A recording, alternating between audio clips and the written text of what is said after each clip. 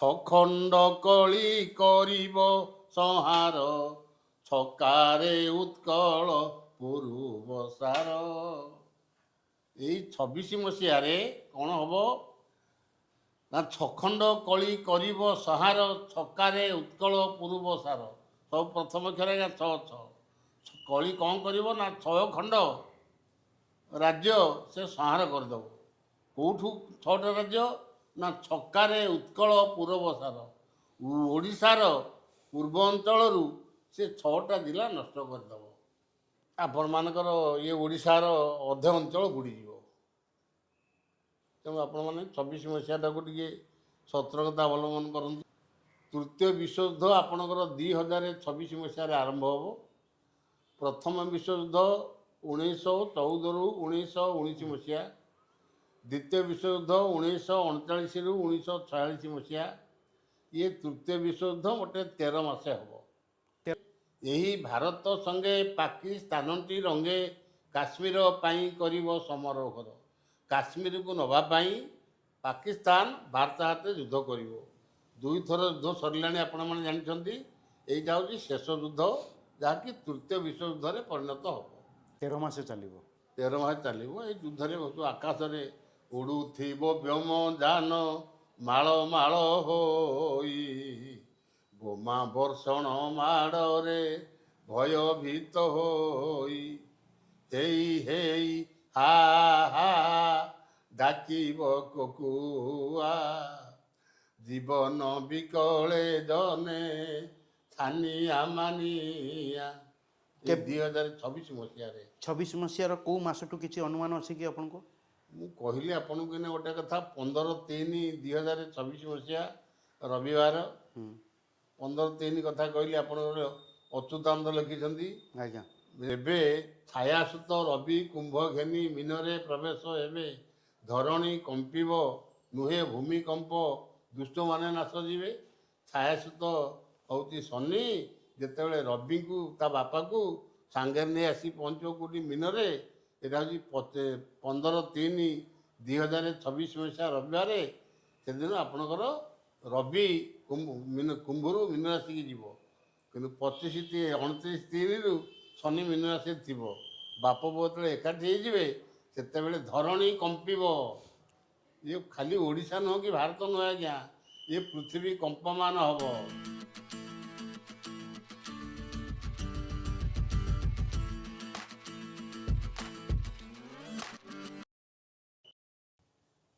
ଜୟ ଜଗନ୍ନାଥ। ଓଡ଼ିପିକ୍ ଚ୍ୟାନେଲରେ ଆପଣମାନଙ୍କୁ ସ୍ୱାଗତ। ମୁଁ ପୁଣି ଏକ ନୂତନ ଅଧ୍ୟାୟ ନେଇ ଆପଣଙ୍କ ସମ୍ମୁଖରେ ଉପସ୍ଥିତ ଅଛି। ମୋ ସହିତ ବର୍ତ୍ତମାନ ଅଛନ୍ତି ଓଡ଼ିଶାର ବିଖ୍ୟାତ ଜ୍ୟୋତିର୍ବିଦ ଆଉ ମାଳିକା ପ୍ରବଚକ ଶ୍ରୀଯୁକ୍ତ ଦିବ୍ୟସିଂହ ହରିଚନ୍ଦନ ବାବୁ। ଆସନ୍ତୁ ଆମେ ତାଙ୍କଠୁ ଏହି ନୂତନ ବର୍ଷର ଅଭିନନ୍ଦନ ନେବା ସହିତ 2026 କେଉଁ ପ୍ରକାର କଟିବାକୁ ଯାଉଛି, ଆଉ ମାଳିକାରେ କ'ଣ ସବୁ ଲେଖା ଅଛି, ଆଉ ତାଙ୍କ ଜ୍ୟୋତିଷ ଶାସ୍ତ୍ର କ'ଣ କହୁଛି, ଚାଲନ୍ତୁ ଆମେ ତାଙ୍କ ମୁଖରୁ ଆମେ ଜାଣିବା 2026 କ'ଣ ନେଇ ଆସିଛି। ୟା ପୂର୍ବରୁ ଆମେ ମୀନଶନି ଚଳନ ଚାଲିଛି ବୋଲି ଭିଡ଼ିଓ କରିଥିଲୁ। ଆଜ୍ଞା ମଧ୍ୟ ଆପଣଙ୍କୁ ଏହି ମୀନଶନି ଉପଲକ୍ଷେ କିଛି କହିଥିଲେ, ଯାହାକି ପ୍ରତିଫଳିତ ହୋଇଛି। ହଁ ଆଜ୍ଞା, ସେ କେଉଁ ସନ୍ଦର୍ଭରେ ନେଇକି ସବୁ କହୁଛନ୍ତି, କେଉଁଠୁ ତାଙ୍କୁ ଏ ଦିବ୍ୟବାଣୀ ମିଳୁଛି, ଆଉ ସେ କ'ଣ ପାରଙ୍ଗମ ହାସଲ କରିଛନ୍ତି, ଚାଲନ୍ତୁ 2026ରେ କ'ଣ ସବୁ ଅଛି ଜାଣିବା। ଆଜ୍ଞା ନମସ୍କାର। ଦର୍ଶକମାନଙ୍କୁ କ'ଣ ଜଣାଇ ପାରିବେ କି ଆଜ୍ଞା 2026 ଯେଉଁ ଆସୁଛି ଆମ ଏକ ସୁଖ ସମ୍ବାଦ ନେଇ ଆସୁଛି, କିନ୍ତୁ ସୁଖ ଭିତରେ ତ ଦୁଃଖ ଲାଗି ରହିଛି। ଏ 2026ରେ ମାଳିକା ବିଷୟ ନେଇ କ'ଣ କହୁଛି? ମୀନଶନି ଚାଲିଲେ ଦୁଃଖ ଉପରେ ଦୁଃଖ, ସମସ୍ତେ କହୁଛନ୍ତି ଦୁଃଖ ଉପରେ ଦୁଃଖ। ଆଜ୍ଞା ନିଶ୍ଚୟ କିଛି ସୁଖ ବି ତ ଥିବ। ସେ ମାଳିକା କ'ଣ କହୁଛି, ଆଉ ମୀନଶନି କ'ଣ କହୁଛି 2026 ପାଇଁ? ଆଜ୍ଞା। କ୍ଲିଂ ଗୁରୁଦେବାୟ ବିଦ୍ମହେ ପ୍ରେମ ଦାତାୟ ଧୀମହି ତନ୍ନ ଗୁରୁ ମାଧବ ପ୍ରଚୋଦୟାତ୍, ତନ୍ନ ଗୁରୁ ମାଧବ ପ୍ରଚୋଦୟାତ୍। ତନ୍ନଗୁରୁ ମାଧବ ପ୍ରଚୋଦୟା। ନମୋ ଶିବାୟ, ନମୋ ଶିବାୟ, ନମୋ ଶିବାୟ। ପ୍ରିୟ ଭକ୍ତଗଣ, ଆପଣମାନେ ମାଳିକାରେ ଶ୍ରବଣ କରିଥିବେ, ବିଭିନ୍ନ ଚ୍ୟାନେଲରେ ବି ଦେଖିଛନ୍ତି ଯେ ମୀନ ରାଶିକି ଶନିଶ୍ଚର ଆସିଲେ ବହୁତ କ୍ଷତି ହୁଏ ପୃଥିବୀର। କିନ୍ତୁ ପ୍ରତି 30 ବର୍ଷରେ ଥରେ ମୀନ ରାଶିକି ଶନି ଆସେ। ପ୍ରତି ରାଶିରେ 2.5 ବର୍ଷ ରହେ। 12ଟା ରାଶିରେ 12, 2.5, 30 ବର୍ଷ କାଳ ସେ ରହନ୍ତି।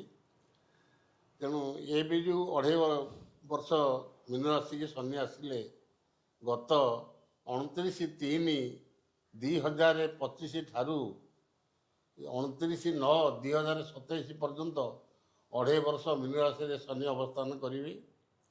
ଏଇ 2.5 ବର୍ଷ ଭିତରେ ବର୍ତ୍ତମାନ ତ ଆପଣଙ୍କର କଟିଗଲାଣି, ପ୍ରାୟ 9 ମାସ କଟିଗଲାଣି। ଆଉ ଯାହା ଅବଶିଷ୍ଟ ରହିଲା 2.5 ବର୍ଷରୁ ଆଉ 21 ମାସ ପ୍ରାୟ ରହିଲା। ଏଇ ଭିତରେ ହୁଏତ ଆପଣମାନଙ୍କ ଉପରେ ବହୁତ କିଛି ପ୍ରମାଦ ପଡ଼ିବ। ମାଳିକା ପ୍ରମାଣ କଲା ଆପଣମାନଙ୍କର, ଯେବେ ଛାଇ ଆସୁତ ରବି କୁମ୍ଭ ଘେନି, ମୀନରେ ପ୍ରବେଶ ହେବେ ଧରଣୀ କମ୍ପିବ ନୁହେ ଭୂମିକମ୍ପ, ଦୁଷ୍ଟ ମାନେ ନା ସଜିବେ। ଆପଣଙ୍କର ଶିବକଳ୍ପ ପ୍ରମାଣ କଲା। ଅଚ୍ୟୁତାନନ୍ଦ ଲେଖିଲେ, ଯେବେ ଛାୟାସୁତ ରବି କୁମ୍ଭ ଘେନି, ମୀନରେ ପ୍ରବେଶ ହେବେ ଧରଣୀ କମ୍ପିବ ନୁହେ ଭୂମିକମ୍ପ, ଅଲେଖ ଦୁଷ୍ଟମାନେ ନାଶ ଯିବେ। ଛାୟାସୁତ କହିଲେ ଆଜ୍ଞା ଶନି। ରବିଙ୍କର 2ଟା ସ୍ତ୍ରୀ, ଗୋଟେ ସ୍ତ୍ରୀ ହେଉଛି ଛାୟା, ଗୋଟେ ହେଉଛି ମାୟା। ଏ ଛାୟାଙ୍କର ପୁଅ ହେଉଛି ଶନି। ଯେବେ ଛାୟାସୁତ ରବି କୁମ୍ଭ ଘେନି, ତାଙ୍କର ବାପା ହେଉଛନ୍ତି ରବି। ରବି ଯେତେବେଳେ କୁମ୍ଭ ରାଶିରେ ଥିବେ, ଶନି ଯେତେବେଳେ ମୀନ ରାଶିରେ ଥିବେ, ଆପଣଙ୍କର 29/3/2025ରେ ଶନି ମୀନ ରାଶିକି ଆସିଲେ। ତାପରେ ଆପଣଙ୍କର 15/3/2026 ଯେତେବେଳେ ହେବ, ମନେ ରଖନ୍ତୁ ତାରିଖଟାକୁ, କେବେ ଭୁଲିବେନି। ଏ ତାରିଖରୁ ବହୁତ ବିପଦ ଆଜ୍ଞା ପଡ଼ିବ। 15/3/2026 ରବିବାର ଦିନ ରବି କୁମ୍ଭ ରାଶିରୁ ଶନି ରାଶିକି ମୀନ ରାଶିକି ଗମନ କରିବେ।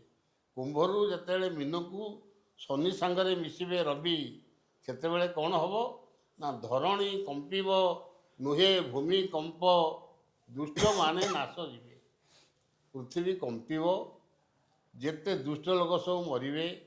ଏଇ 26 ମସିହାରେ ଦୁଷ୍ଟମାନେ କେମିତି ମରିବେ ତା'ର ପ୍ରମାଣ ଆପଣମାନଙ୍କର ଗୁପ୍ତଖେଦା ମାଳିକା ପ୍ରମାଣ ଦେଲା। ଆପଣଙ୍କର 26 ମସିହାରେ ଦୁଷ୍ଟମାନେ କେମିତି ମରିବେ, କେତେ ଲୋକ ପୃଥିବୀରୁ କ୍ଷୟ ହେବେ ଏବଂ କେତେ ଲୋକ ରହିବେ। ଭାରତରେ ଆପଣମାନଙ୍କର କେଉଁ ରାଜ୍ୟରେ କେତେ ଲୋକ ବଞ୍ଚିବେ, କେତେ ଲୋକ ମରିବେ, ତା ମଧ୍ୟ ଗୁପ୍ତଖେଦା ମାଳିକାରେ ଅଚ୍ୟୁତାନନ୍ଦ ପ୍ରମାଣ କରିଛନ୍ତି। ସିଏ ଲେଖିଛନ୍ତି, ଛଳ ମଳରେ ଦିନେ ଗଲେ କହି, ଛବେନି ଏକ ଅବତାର ହୋଇ। ଅଚ୍ୟୁତାନନ୍ଦ କହିଲେ ଯେ ଭଗବାନ ବିଷ୍ଣୁ ମୋତେ ଥରେ କହିଦେଇ ଗଲେ ଯେ ମୁଁ ଇଏ କଳିଯୁଗରେ 13ଟା ଅବତାର ହେବି, ଛବେନି ଏକ ଅବତାର ହୋଇ। 6କୁ ବେନି ଗୁଣ କଲେ ବା 2 ଗୁଣ କଲେ କେତେ 12, 1 ମିଶିଲେ 13, ଛବେନି ଏକ ଅବତାର ହେବି। କଳିଯୁଗରେ ସେ 13 ଅବତାର ହେବେ। ଅନେକ ବହିରେ ସେ ମଧ୍ୟ ଲେଖିଛନ୍ତି, କଳିଯୁଗରେ 13 ଅବତାର। କଳିଯୁଗରେ ସେ 13ଟା ଅବତାର ହେବେ। ସତ୍ୟ ଯୁଗରେ ଆପଣଙ୍କର ମତ୍ସ୍ୟ, କଶ୍ୟପ, ବରାହ, ବାମନ, ନୃସିଂହ 5ଟା ଅବତାର ହେଇଥିଲେ ସତ୍ୟ ଯୁଗରେ। ଆଜ୍ଞା ଇଏ କଳିଯୁଗରେ ହେବେ 13ଟି ଅବତାର। ଆଜ୍ଞା ଆପଣମାନଙ୍କର ଚୈତନ୍ୟଙ୍କ ଠାରୁ ଅନାଦିଙ୍କ ପର୍ଯ୍ୟନ୍ତ ସେ 13ଟି ଅବତାର ହେବେ। ଏଇ 13 ଅବତାର ଭିତରେ ଶେଷ ଅବତାର ତାଙ୍କର ଯେତେବେଳେ ଦ୍ୱାଦଶ ଅବତାର ସରି ତ୍ରୟୋଦଶ ଅବତାର ହେବ ସେତେବେଳେ କ'ଣ ହେବ? ଛଡ଼ାଙ୍ଗ ଶୋଧନ ହୋଇବ ତୋର, ଛପି ରହିଥିବୁ ଏକାମ୍ରପୁର। କବି ସମ୍ରାଟ ଉପେନ୍ଦ୍ର ଭଞ୍ଜ ଯେମିତି ପ୍ରଥମରୁ ବ ଅକ୍ଷରରେ ବୈଦେଶିକ ବ୍ୟାସ ଲେଖିଛନ୍ତି, ଏ ସେମିତି ପ୍ରଥମରୁ ଛଅ ଅକ୍ଷରରେ ସବୁ ଲେଖିଛନ୍ତି। ଛଳ ମଳରେ ଦିନେ ଗଲେ କହି, ଛଅ ବେନି ଏକ ଅବତାର ହୋଇ, ଛଡ଼ାଙ୍ଗ ଶୋଧନ ହୋଇବ ତୋର, ଛପି ରହିଥିବୁ ଏକାମ୍ରପୁର। ରେ ରାମଦାସ, ଅଚ୍ୟୁତଙ୍କର ଶିଷ୍ୟ ରାମଦାସକୁ କହୁଛନ୍ତି, ଅଚ୍ୟୁତ ତୁ ଛପିକିରି ଏକାମ୍ର ତ ଭୁବନେଶ୍ୱରରେ ତୁ ଥିବୁ। ତେଣୁ ବର୍ତ୍ତମାନ ଆପଣ ଜାଣନ୍ତୁ ରାମଦାସ ଯିଏ ଅଚ୍ୟୁତଙ୍କର ଶିଷ୍ୟ, ସେ ଭୁବନେଶ୍ୱରରେ ଅବସ୍ଥାନ ବି କରୁଛନ୍ତି। ଛଡ଼ାଙ୍ଗ ଶୋଧନ ହୋଇବ ତୋର, ଛପି ରହିଥିବୁ ଏକାମ୍ରପୁର। ଛଡ଼ାଇ ଦେବି ଜ୍ଞାନ ଭାର ମୁହିଁ, ଛପନେ ତ୍ରିଶ ତୁ ଦେବୁ ମିଶାଇ। ଏ ଯେତେ ଲୋକ ନିଜକୁ ଜ୍ଞାନୀ ବୋଲି କହୁଛନ୍ତି, ନିଜକୁ ବଡ଼ ବୋଲି କହୁଛନ୍ତି, ଏଗୁଡ଼ାକ ମୁଁ କେବେ ରଖିବି ନାହିଁ। କେତେ ଭିତରେ ଛଡ଼େଇବି ନା 56 30 ତୁ ଦେବୁ ମିଶାଇ। 56ରେ 30 ମିଶାଇଲେ ଆଜ୍ଞା ହେବ 86। ଆଜ୍ଞା এইটা বর্তমান 2082 সম্বত। এইটা হচ্ছে সম্বতরে 2082 সম্বত হচ্ছে ଏ 2025 ମସିହାଟା। ତେଣୁ ସେ କହିଲେ 56 30 ତୁ ଦେବୁ ମିଶାଇ, 56ରେ 30 ମିଶାଇଲେ 86। ଏ 86 ମସିହା ବେଳକୁ ଏ କାହାର ଜ୍ଞାନ ନଥିବ କି କେହି ବଡ଼ ହେଇକି ନଥିବେ, ଏ ସବୁ ସମାଧାନ ସରିଯାଇଥିବ। ଛଖଣ୍ଡ କଳି କରିବ ସଂହାର, ଛକାରେ ଉତ୍କଳ ପୂର୍ବ ସାର। ଏଇ 26 ମସିହାରେ କ'ଣ ହେବ ନା ଛଖଣ୍ଡ କଳି କରିବ ସଂହାର, ଛକାରେ ଉତ୍କଳ ପୂର୍ବ ସାର। ସବୁ ପ୍ରଥମ ଅକ୍ଷର ଆଜ୍ଞା 6 କଳି କ'ଣ କରିବ ନା 6 ଖଣ୍ଡ ରାଜ୍ୟ ସେ ସଂହାର କରିଦେବ। କେଉଁଠୁ 6ଟା ରାଜ୍ୟ ନା ଛକାରେ ଉତ୍କଳ ପୂର୍ବ ସାର। ଓଡ଼ିଶାର ପୂର୍ବ ଅଞ୍ଚଳରୁ ସେ 6ଟା ଜିଲ୍ଲା ନଷ୍ଟ କରିଦେବ। ଉଦାହରଣ ସ୍ୱରୂପ ଆପଣମାନଙ୍କର ପୁରୀ, ଜଗତସିଂହପୁର, ଭଦ୍ରକ, ବାଲେଶ୍ୱର, କେନ୍ଦ୍ରାପଡ଼ା, ଯାଜପୁର, ଏଗୁଡ଼ାକ ହେଉଛି ଆପଣଙ୍କର ପୂର୍ବ ଭାଗ। ଓଡ଼ିଶାର ପୂର୍ବ ଉପକୂଳ କହିଲେ ଅତ୍ୟୁକ୍ତି ନୁହେଁ। ଆଜ୍ଞା ତେଣୁ ଛଖଣ୍ଡ କଳି କରିବ ସଂହାର, ଛକାରେ ଉତ୍କଳ ପୂର୍ବ ସାର। ଛଟକେ ଦ୍ୱାରକା ପରାଏ ନାଶ, ଛଖଣ୍ଡ କଳି କରିବ ବିନାଶ। ଯେମିତି ଦ୍ୱାରକାପୁର ଜଳେ ଦ୍ୱାରକା ନାଶ ଯିବ, ମୋର ନିବାସ ମାତ୍ର ଥିବ। କୃଷ୍ଣଙ୍କ ସମୟରେ ଜଳରେ ଯେମିତି ଦ୍ୱାରକାପୁର ବୁଡ଼ିଗଲା, ଭଗବାନ କୃଷ୍ଣଙ୍କର ନିବାସଟାକୁ ଛାଡ଼ିକିରି ଆଉ ସବୁ ଘର ଯେମିତି ଦ୍ୱାରକାରେ ବୁଡ଼ି ଯାଇଥିଲା, ସେମିତି ଆପଣମାନଙ୍କର ଇଏ ଓଡ଼ିଶାର ଅଧେ ଅଞ୍ଚଳ ବୁଡ଼ିଯିବ। ତେଣୁ ଆପଣମାନେ 26 ମସିହାଟାକୁ ଟିକେ ସତର୍କତା ଅବଲମ୍ବନ କରନ୍ତୁ। ୟା ମାନେ ଆପଣ ଯାହା କହିବା ଯେ 2026ରେ ଟିକେ ସତର୍କତା ଅବଲମ୍ବନ କରିବାକୁ ପଡ଼ିବ। ହଁ ଆଚ୍ଛା କେବେଠୁ କେବେ? କହୁଛି ଏ କଥାଟା। ଆଜ୍ଞା ଛଖଣ୍ଡ କଳି କରିବ ସଂହାର, ଛକାଳେ ଉତ୍କଳ ପୂର୍ବ ସାର। ଛଟକେ ଦ୍ୱାରକା ପୁରାଏ ନାଶ, ଛଖଣ୍ଡ କଳି କରିବ ବିନାଶ। ତେଣୁ ଯେଉଁ 6ଟି ଜିଲ୍ଲା ଓଡ଼ିଶାର ପୂର୍ବାଞ୍ଚଳ ନଷ୍ଟ ହେବ, ଏ 6 ଖଣ୍ଡ ଜିଲ୍ଲା ନଷ୍ଟ ପୂର୍ବରୁ ଆଉ ଗୋଟିଏ ବିପଦ ଆପଣମାନଙ୍କୁ ପଡ଼ିବ। ତୃତୀୟ ବିଶ୍ୱଯୁଦ୍ଧ ଆପଣଙ୍କର 2026 ମସିହାରେ ଆରମ୍ଭ ହେବ। ପ୍ରଥମ ବିଶ୍ୱଯୁଦ୍ଧ 1914ରୁ 1919 ମସିହା, ଦ୍ୱିତୀୟ ବିଶ୍ୱଯୁଦ୍ଧ 1939ରୁ 1946 ମସିହା, ଇଏ ତୃତୀୟ ବିଶ୍ୱଯୁଦ୍ଧ ଗୋଟେ 13 ମାସେ ହେବ। 13 ମାସେ। 13 ମାସେ। ଏ 13 ମାସଟା କେମିତି ଆପଣଙ୍କର ପ୍ରମାଣ? ଆପଣଙ୍କର ଯୁମର ସଂହିତାରେ ଦେଖିବେ, ଅମର ଯୁମର ବହି ଯାହାକୁ କହୁଛନ୍ତି ଆପଣ, ସେଇ ଯୁମର ସଂହିତାରେ ଲେଖା ହେଇଛି, ମହାଭାରତ ଯୁଦ୍ଧ ଓଳିଏ ବାକି ଥିବ, ଏହି ଓଳିକରେ 13 ମାସେ ଭୋଗ ହେବ। ମହାଭାରତ ଯୁଦ୍ଧ 18 ଦିନ ହେବାର ଥିଲା, 17 ଦିନ ଓଳିକାରେ ବନ୍ଦ ହେଇଗଲା, ଆଉ ଗୋଟିଏ ଓଳି ମହାଭାରତ ଯୁଦ୍ଧ ବନ୍ଦ ଅଛି। ଆଜ୍ଞା ଏ ଯେଉଁ 13 ମାସେ କଳି ଭୋଗ ହେବ, 13 ମାସେ ତୃତୀୟ ବିଶ୍ୱଯୁଦ୍ଧ ବି ଲାଗିବ। ଏହି ଯୁଦ୍ଧରେ ଏହି ଭାରତ ସଙ୍ଗେ ପାକିସ୍ତାନଟି ରଙ୍ଗେ କାଶ୍ମୀର ପାଇଁ କରିବ ସମାରୋହର। କାଶ୍ମୀରକୁ ନେବା ପାଇଁ ପାକିସ୍ତାନ ଭାରତ ହାତରେ ଯୁଦ୍ଧ କରିବ। ଦୁଇଥର ଯୁଦ୍ଧ ସରିଲାଣି ଆପଣମାନେ ଜାଣିଛନ୍ତି। ଏଇଟା ହେଉଛି ଶେଷ ଯୁଦ୍ଧ, ଯାହାକି ତୃତୀୟ ବିଶ୍ୱଯୁଦ୍ଧରେ ପରିଣତ ହେବ। ଏହି ଯୁଦ୍ଧରେ କିଏ ଯୋଗଦାନ କରିବେ ନା ପୁଣି ଚୀନ ସୈନ୍ୟ, ତୁର୍କୀ ଇରାକ ଜାଣ, ବ୍ରିଟିଶ ଦେ ଆମେରିକା ସର୍ବେ ମିଳିନ। ପାକିସ୍ତାନକୁ ବଳ ଅସ୍ତ୍ରଶସ୍ତ୍ର ଆବର, ଯୋଗାଇ ଦେବେ ଏକଥା ନିଶ୍ଚିତ ହେନ। ଏହି ତୃତୀୟ ବିଶ୍ୱଯୁଦ୍ଧରେ ପାକିସ୍ତାନକୁ ବଳ କିଏ ଦେବ ନା ପୁଣି ଚୀନ ସୈନ୍ୟ, ତୁର୍କୀ ଇରାକ ଜାଣ, ବ୍ରିଟିଶ ଦେ ଆମେରିକା ସର୍ବେ ମିଳିନ। ଚୀନ, ଆମେରିକା, ଇଂଲଣ୍ଡ, ଇରାକ, ଇରାନ ଇଏ ସବୁ ପାକିସ୍ତାନକୁ ବଳ ଅସ୍ତ୍ରଶସ୍ତ୍ର ଆବର ଯୋଗାଇ ଦେବେ ଏକଥା ନିଶ୍ଚିତ ହେନ। ପାକିସ୍ତାନକୁ ଖାଦ୍ୟପେୟଠୁ ଆରମ୍ଭ କରି ଟଙ୍କା ପଇସା, ଆପଣଙ୍କର ଅସ୍ତ୍ରଶସ୍ତ୍ର, ବମ୍ ଆଦି ସବୁ ସେ ପାକିସ୍ତାନକୁ ଯୋଗାଇ ଦେବେ। ଏହା ଦେଖି ରୁଷିଆ ଆସି ହୋଇବ ଠିଆ, ଭାରତ ସମର କ୍ଷେତ୍ରରେ ସେ ଏକୁଟିଆ। ରୁଷିଆ ଦେଖିଲା ଯେତେବେଳେ ସବୁ ରାଜ୍ୟ ଯୋଗଦାନ କଲେଣି ପାକିସ୍ତାନ ସପକ୍ଷରେ, ସିଏ କେବଳ ଭାରତ ସପକ୍ଷରେ ଏକମାତ୍ର ଛିଡ଼ା ହେବ। ଆଉ କିଏ ଭାରତ ସପକ୍ଷରେ ହେବେ ନା ଜାପାନର ରାଗ ଥିବ ହିରୋସୀମା କଥା, ପକାଇଥିବ ବମ ଯୁଦ୍ଧରେ ଜାଣିଥା, ସେହି ରାଗ ନଲିଭିବ ଜାପାନର ଜାଣ, ଭାରତ ସପକ୍ଷେ ରହି ଆରମ୍ଭିବ ରଣ। ଦ୍ୱିତୀୟ ବିଶ୍ୱଯୁଦ୍ଧ 1939ରୁ 1945 ମସିହା ମଧ୍ୟରେ ହେଇଥିଲା। 1945 ମସିହାରେ ଆମେରିକା ଜାପାନର ଦୁଇଟି ସହରକୁ ଧ୍ୱଂସ କରିଦେଇଥିଲା ବମ୍ ପକାଇକରି। ସେ ସହର ନାମ ହେଉଛି ନାଗାସାକି ଆଉ ହିରୋସୀମା। ଏ ହିରୋସୀମା ନାଗାସାକି ସହରଟାରେ ଦୁଇଟା ବମ୍ ପକାଇକରି ଜାପାନ ସେ ନଷ୍ଟ କରିଦେଇଥିଲା। ଅଦ୍ୟାବଧି ଆପଣଙ୍କର 79-80 ବର୍ଷ ପାଖେଇଲା, କିନ୍ତୁ ଏ ପର୍ଯ୍ୟନ୍ତ ବି ସେ ଜାଗାରେ ଦୁର୍ବଟିଏ ବି କଅଁଳୁନି।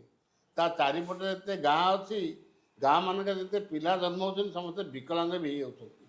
ତେଣୁ ସେହି ଆମେରିକା ବମ୍ ପକାଇକରି ଜାପାନରେ କ୍ଷତି କରିଥିଲା। ଆମେରିକା ଯେତେବେଳେ ପାକିସ୍ତାନ ପକ୍ଷକୁ ଗଲା, ତେଣୁ ଜାପାନ କ'ଣ କଲା, ସେହି ରାଗ ନଲିଭିବ ଜାପାନର ଜାଣ, ଭାରତ ସପକ୍ଷେ ରହି ଆରମ୍ଭିବ ରଣ। ତେଣୁ ଜାପାନ ଭାରତ ସପକ୍ଷରେ ଆସିଲା, ରୁଷିଆ ଭାରତ ସପକ୍ଷରେ ଆସିଲା। ଆଉ କିଏ ଆସିବ ନା ଜାପାନର ଅନୁରୋଧେ ଜର୍ମାନ ମିଶିବ, ଭାରତ ସପକ୍ଷରେ ସେ ଯୁଦ୍ଧ ଆରମ୍ଭିବ। ଜର୍ମାନ, ଜାପାନ, ରୁଷିଆ ଏ ତିନୋଟି ଦେଶ ସାହାଯ୍ୟ କରିବେ ଆପଣଙ୍କର ଭାରତକୁ। ଏହା ବ୍ୟତୀତ ଆଉ ସବୁ ରାଜ୍ୟ ବା ସବୁ ଦେଶ ମହାଦେଶ ସବୁ ସାହାଯ୍ୟ କରିବେ ଆପଣଙ୍କର ପାକିସ୍ତାନକୁ। ଏ ଯୁଦ୍ଧ ଚାଲିବ 13 ମାସ ଚାଲିବ। 13 ମାସ ଚାଲିବ। ଏ ଯୁଦ୍ଧରେ ବହୁତ ଆକାଶରେ ଉଡ଼ୁଥିବ ବ୍ୟୋମ ଯାନ, ମାଳ ମାଳ ହୋଇ, ବୋମା ବର୍ଷଣ ମାଡ଼ରେ ଭୟଭୀତ ହୋଇ, ହେଇ ହେଇ ହା ହା ଡାକିବ କୁକୁଆ, ଜୀବନ ବିକଳେ ଜନେ ଛାନିଆ ମାନିଆ। ଆଜ୍ଞା, ମାନେ ଏମିତି ବମ୍ ଆକାଶରୁ ବର୍ଷଣ ହେବ, ଲୋକମାନେ ଜୀବନ ବିକଳରେ ଛାନିଆ ମାନିଆ ହେଇ ସବୁ ହେଇ ହେଇ ହା ହା ହା ଡାକିବ କୋକୁଆ। ଯେମିତି ଦ୍ୱାରକାରେ ବା ମିଥିଳାରେ ଯେମିତି କୋକୁଆ ଭୟ ହେଇଥିଲା, ସେମିତି ଏଠି କୋକୁଆ ଭୟ ଆସି ପହଞ୍ଚିଯିବ ଏ 2026 ମସିହାରେ। 26 ମସିହାର କେଉଁ ମାସଠୁ କିଛି ଅନୁମାନ ଅଛି କି ଆପଣଙ୍କୁ? ମୁଁ କହିଲି ଆପଣଙ୍କୁ ଏଇନା ଗୋଟେ କଥା, 15/3/2026 ମସିହା ରବିବାର। 15/3 କଥା କହିଲି, ଆପଣଙ୍କର ଅଚ୍ୟୁତାନନ୍ଦ ଲେଖିଛନ୍ତି। ଆଜ୍ଞା, ବୁଝିଲେ ଆଜ୍ଞା। ତେଣୁ ଯେବେ ଛାୟାସୁତ ରବି କୁମ୍ଭ ଘେନି ମିନରେ ପ୍ରବେଶ ହେବେ, ଧରଣୀ କମ୍ପିବ ନୁହେଁ ଭୂମିକମ୍ପ, ଦୁଷ୍ଟମାନେ ନାଶ ଯିବେ। ଛାୟାସୁତ ହେଉଛି ଶନି, ଯେତେବେଳେ ରବିଙ୍କୁ ତା ବାପାକୁ ସାଙ୍ଗରେ ନେଇ ଆସି ପହଞ୍ଚିବ କେଉଁଠି ମିନରେ, ଏଇଟା ହେଉଛି 15/3/2026 ମସିହା ରବିବାର। ସେଦିନ ଆପଣଙ୍କର ରବି କୁମ୍ଭରୁ ମୀନ ରାଶିକି ଯିବ। କିନ୍ତୁ 25/29/3ରୁ ଶନି ମୀନ ରାଶିରେ ଥିବ। ବାପ ପୁଅ ଯେତେବେଳେ ଏକାଠି ହେଇଯିବେ, ସେତେବେଳେ ଧରଣୀ କମ୍ପିବ। ଇଏ ଖାଲି ଓଡ଼ିଶା ନୁହଁ କି ଭାରତ ନୁହେଁ ଆଜ୍ଞା, ଏ ପୃଥିବୀ କମ୍ପମାନ ହେବ। ଏ ପୃଥିବୀ କେମିତି କମ୍ପମାନ ହେବ ତାର ପ୍ରମାଣ କ'ଣ?